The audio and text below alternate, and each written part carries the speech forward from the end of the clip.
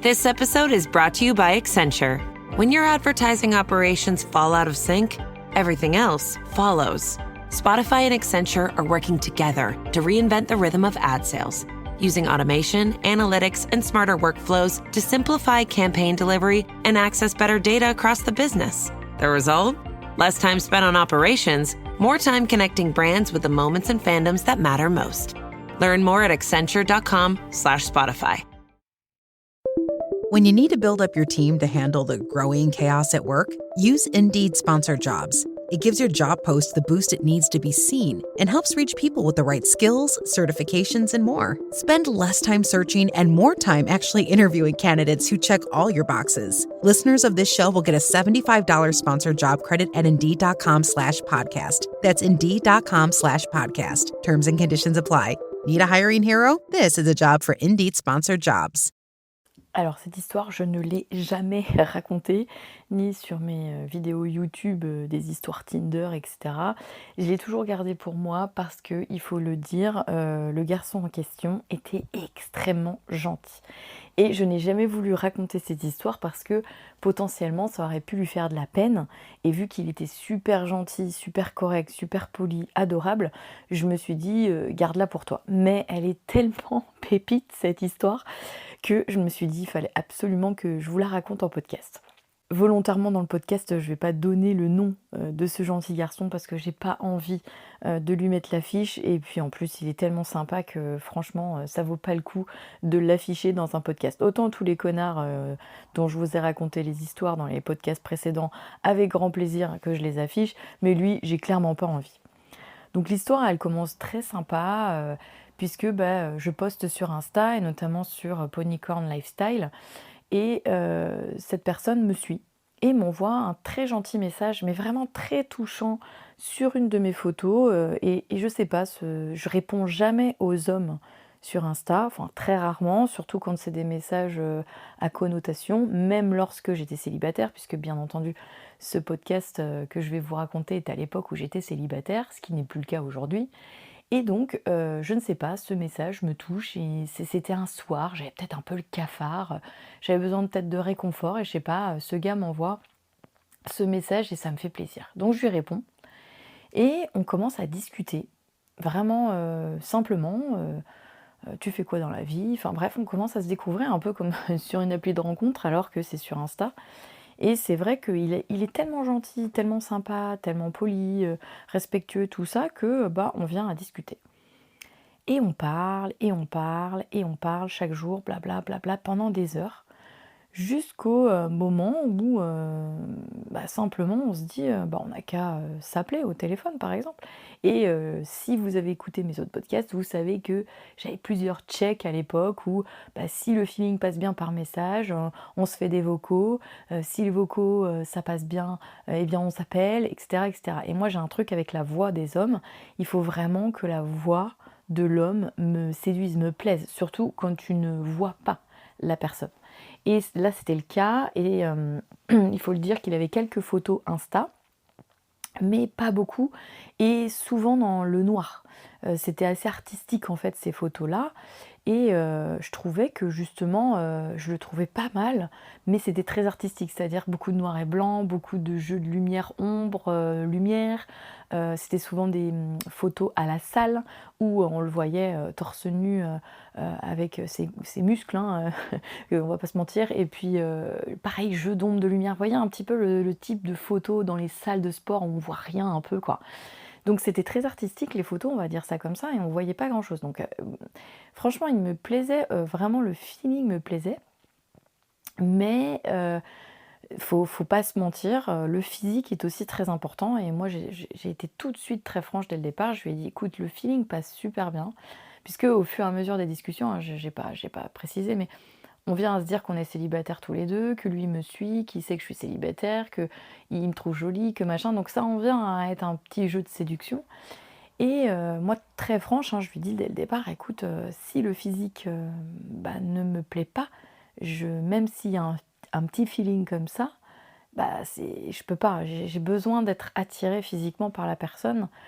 et bien sûr, par, son intellect et son mental, mais le physique joue aussi un rôle, hein, franchement, je pense qu'il y a beaucoup, j'allais dire, mais quasiment tout le monde, si physiquement la personne en face ne te plaît pas un minimum, c'est compliqué, d'être séduite, d'avoir envie de lui et cetera et cetera. Donc moi je suis très franche, je suis toujours très franche, hein, au passage, et je lui dis dès le départ. Il me dit: «Bah oui, clairement», je lui dis: «Bah moi c'est pareil, après tu m'as vu qu'en photo, en vidéo». Il me dit: «Oui, mais enfin, je te suis depuis longtemps, je t'ai vu dans tous les je regarde tes stories, je te vois le matin, quand tu pas maquillée, machin, machin, et tu me plais». Bon, OK, d'accord.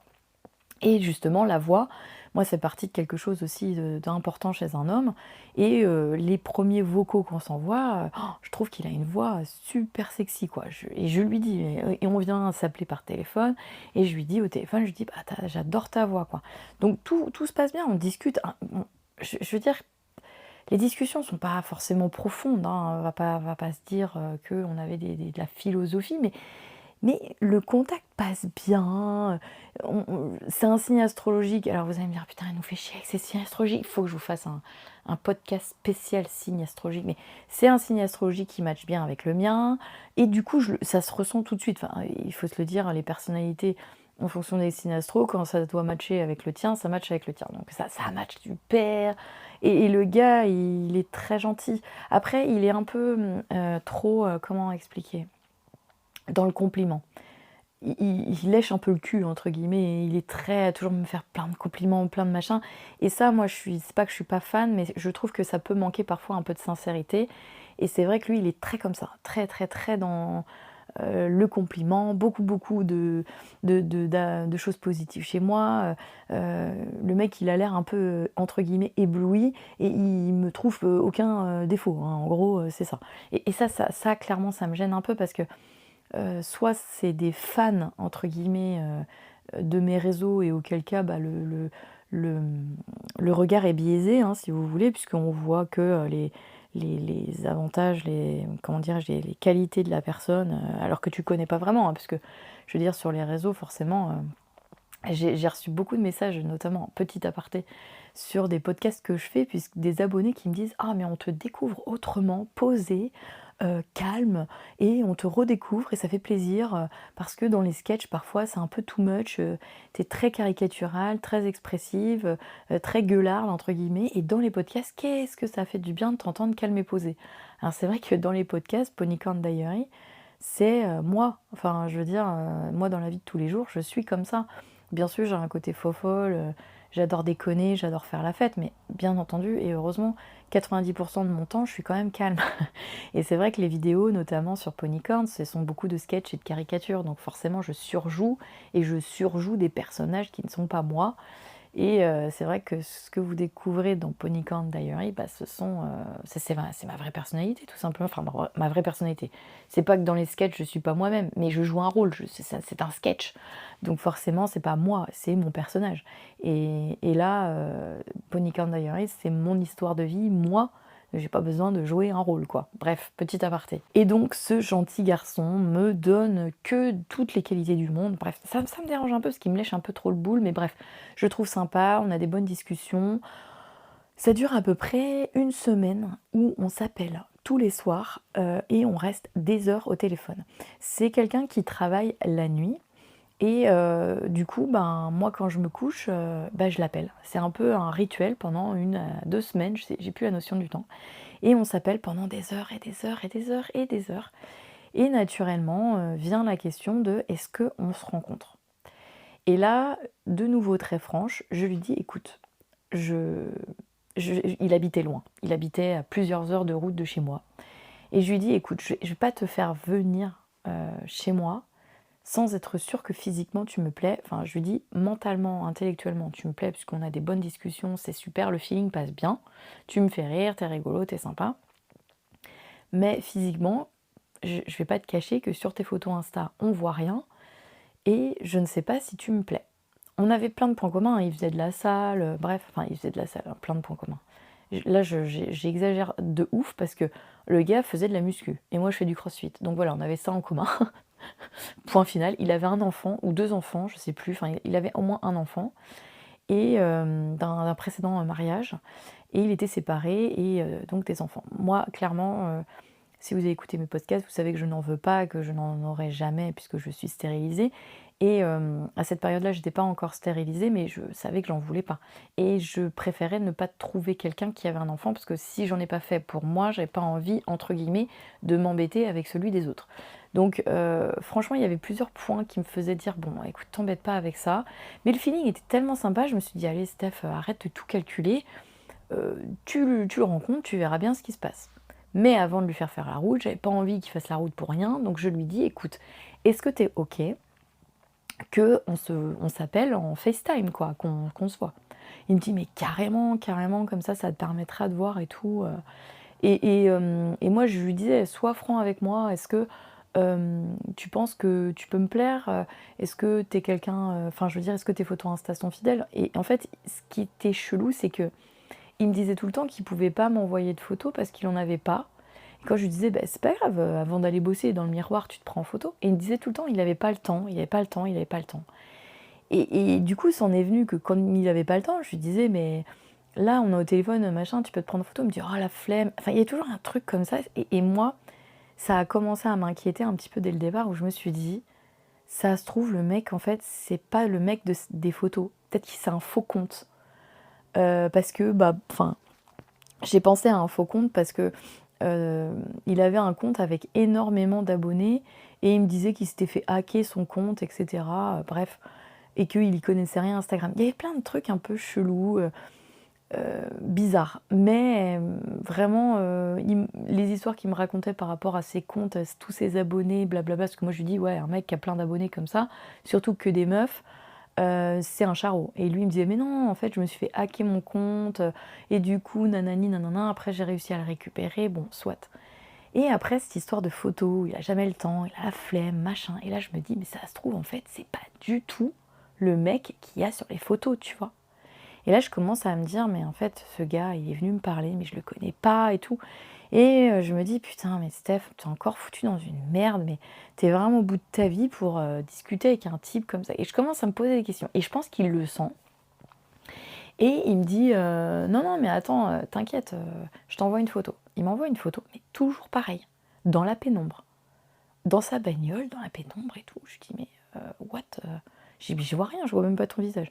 Il fait, ouais, je suis au boulot et tout. Bah, je me mets à côté d'un réverbère, il se reprend en photo. Pareil, je vois rien. Le mec, il a une casquette vissée sur la tête ou un bonnet, je sais plus, je vois rien. Et là, je me dis, mais fuck, en fait, c'est bizarre, c'est trop bizarre. Et donc, on vient à se dire, bah écoute, moi je lui dis, écoute, on a qu'à s'appeler en FaceTime, comme ça, si tu viens, tu feras pas la route pour rien. Et lui, il insistait vraiment pour venir, il me dit, mais non, mais si, non, non, non, je vais venir, ça me dérange pas, blablabla. Et moi, je lui dis, non, par courtoisie, franchement, j'ai toujours été très franche avec toi, mais si tu ne me plais pas physiquement, bah si j'ai pas envie de toi, entre guillemets, ça peut pas marcher, ça peut pas marcher, quoi. Et je lui dis, moi j'ai besoin de savoir, j'ai besoin de ça. Je lui dis, je peux pas te faire venir juste parce que le feeling il passe bien, quoi. C'est surtout des heures de route. Je veux dire, il habitait super loin. Et il me dit, ok, bah pas de problème, on fait un FaceTime. Et là, on fait un FaceTime. Et rebelote, le mec dans sa bagnole, sans lumière, donc je ne vois rien, mais je vois même pas son visage. Et il me dit, attends, je bouge la bagnole, je me mets sous un réverbère et tout. Et pareil, casquette vissée sur la tête, on voit pas son visage, distingue vite fait des traits. Je vois par contre qu'il ressemble à peu près au gars de ses photos. Donc je me dis, bon bah ouf, c'est le mec qui m'a pas menti, hein, c'est pas n'importe qui, machin. Et il me dit, écoute, est-ce que ça te plaît et tout. Et franchement, je suis incapable de dire à ce moment-là s'il me plaît ou pas, quoi. Incapable. Et je lui dis, bah écoute, je vois rien.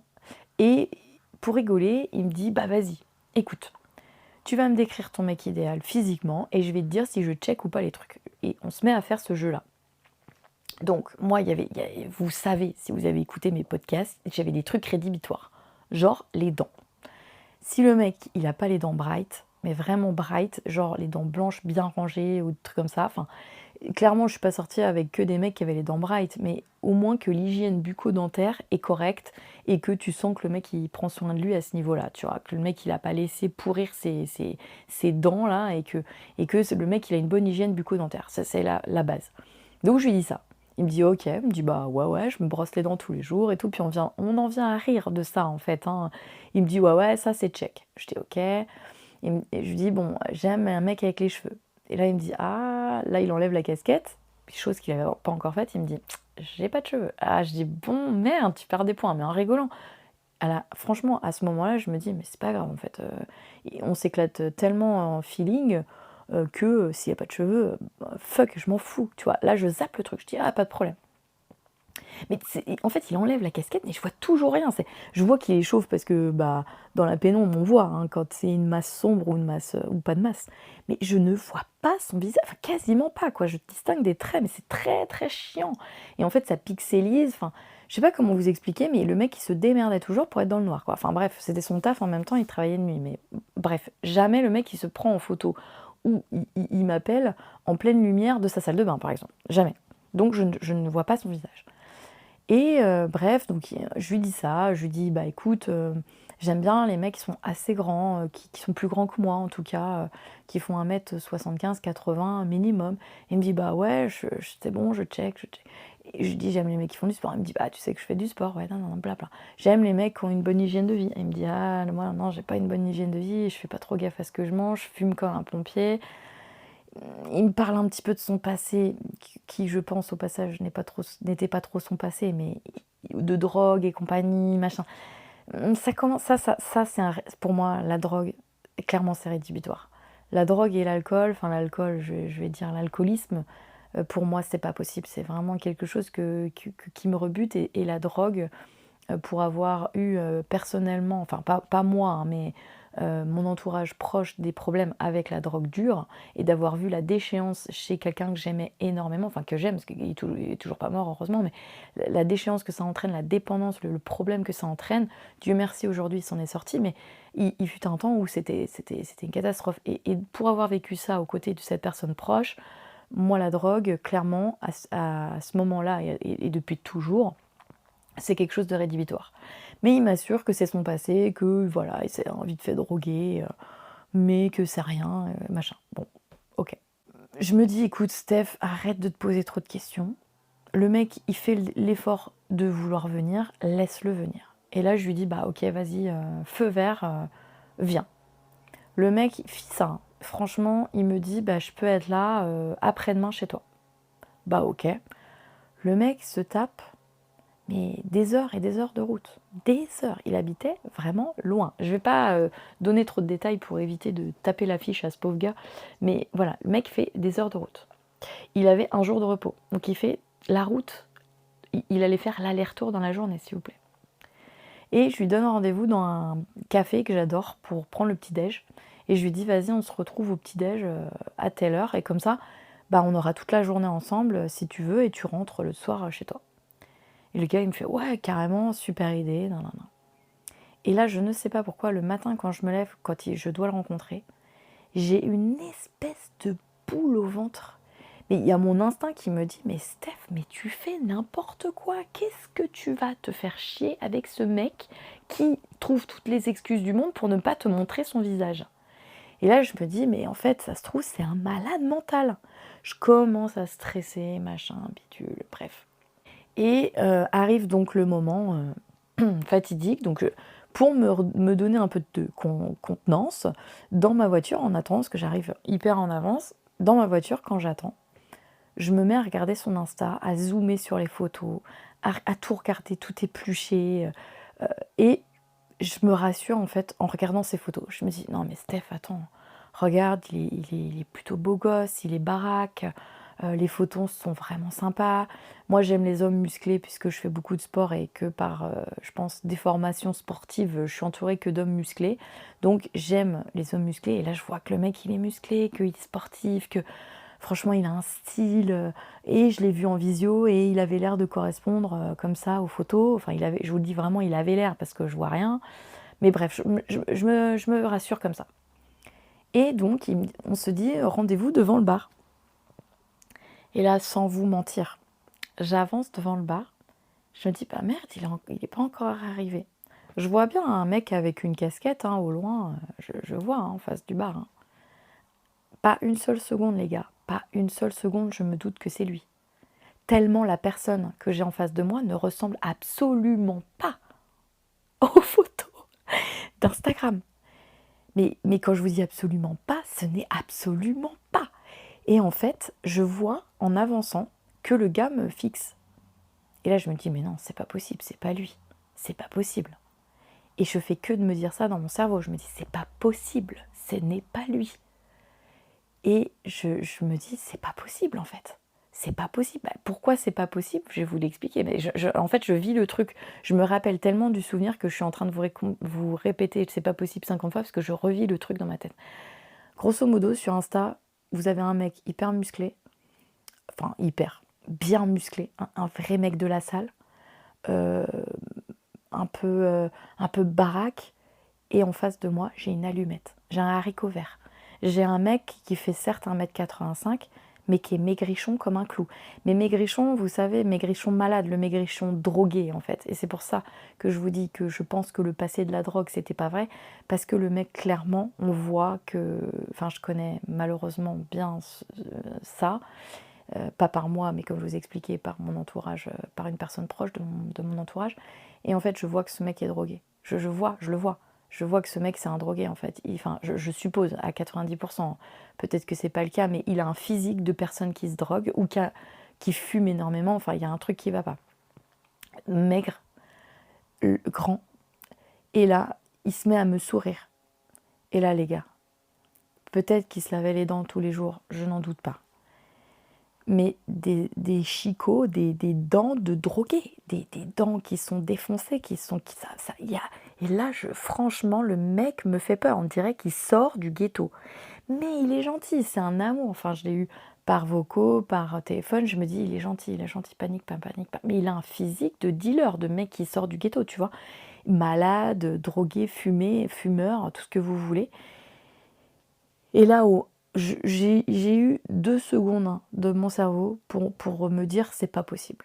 Ce n'est pas possible. Et là, dans ma tête, le premier truc qui m'est venu, c'est comment je vais pouvoir me dépatouiller de cette histoire sans lui faire de la peine et en étant correcte puisque cette personne vient de faire plusieurs heures de route pour me voir. Et là, tout de suite, il re-rentre dans le jeu de séduction qu'on avait par téléphone et moi, je peux pas. Et en fait, moi, je ne sais pas faire semblant. Je suis quelqu'un qui n'arrive pas à mentir. Et quand j'essaye de faire semblant, ça se voit tout de suite. Et là, du coup, je ne sais pas quoi faire.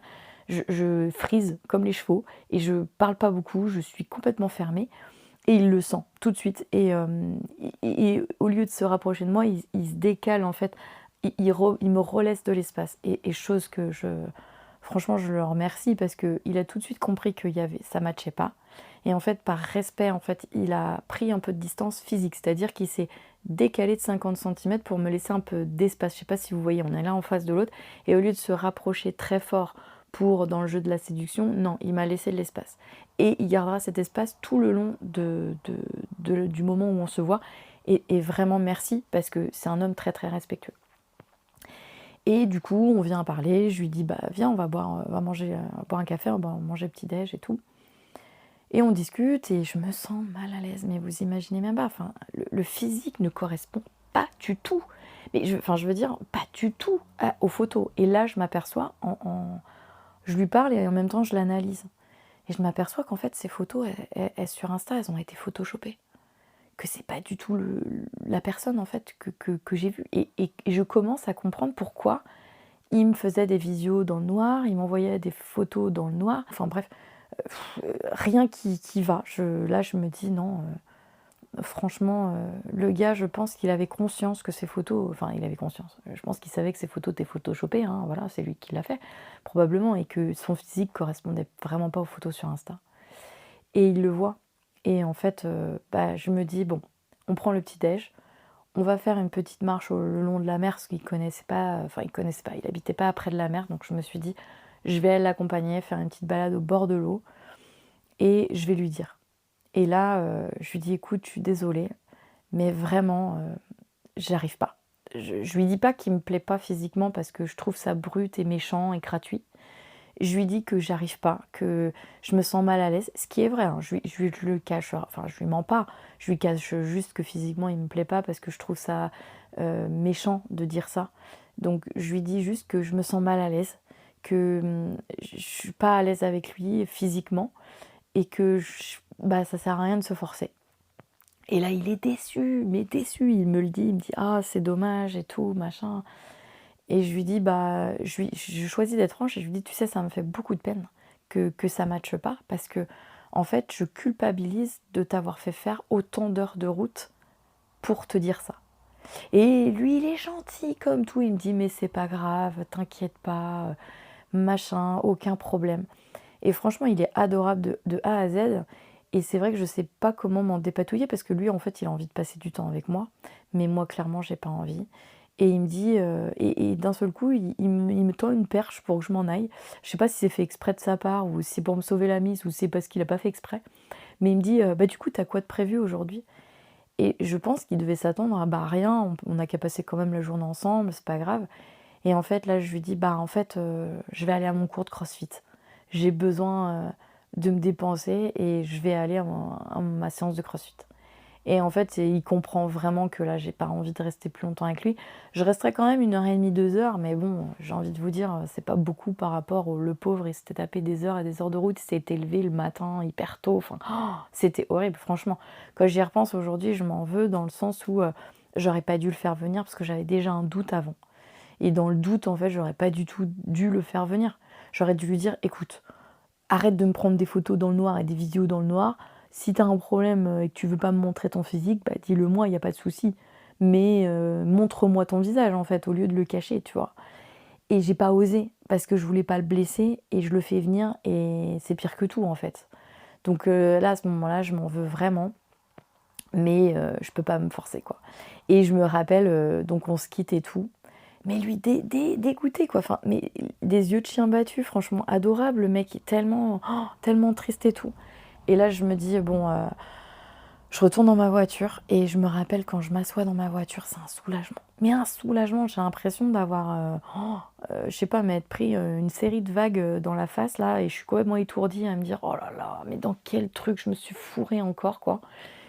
Et voilà, et je vais à ma séance de CrossFit et je me défoule à fond. Je me rappelle que c'était une séance que j'avais avec une copine et du coup, je lui raconte tout. Je lui dis: «Non, mais le gars, en fait, le gars, il avait photoshopé ses photos et il ne voulait pas me montrer son visage». Mais moi, je me dis: «À quel moment le gars, il photoshop tous ces trucs? Il me montre pas son visage». Donc il a conscience forcément que peut-être je vais pas lui plaire ou genre pour se cacher comme ça. C'est ce que je me dis.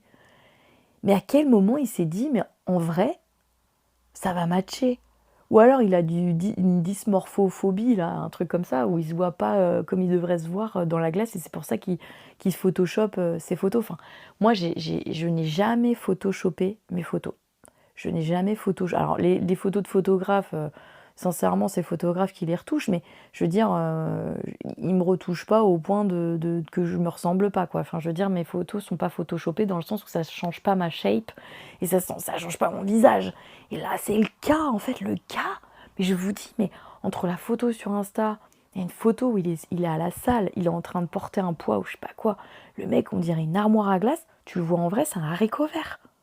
Mais à quelle heure tu photoshopes tes photos comme ça? Le mec, il a un mal-être, en fait. Mais c'est du fake. Bref, donc voilà, c'était l'histoire du mec qui s'est photoshopé et qui m'a jamais vraiment montré, son visage et son vrai lui avant que je le rencontre. Et malheureusement pour lui, bah, il s'est rien passé entre nous parce que, bah, il m'avait caché son physique. C'était un podcast de Steph de Ponycorn et on se retrouve vendredi prochain pour une nouvelle histoire. Salut!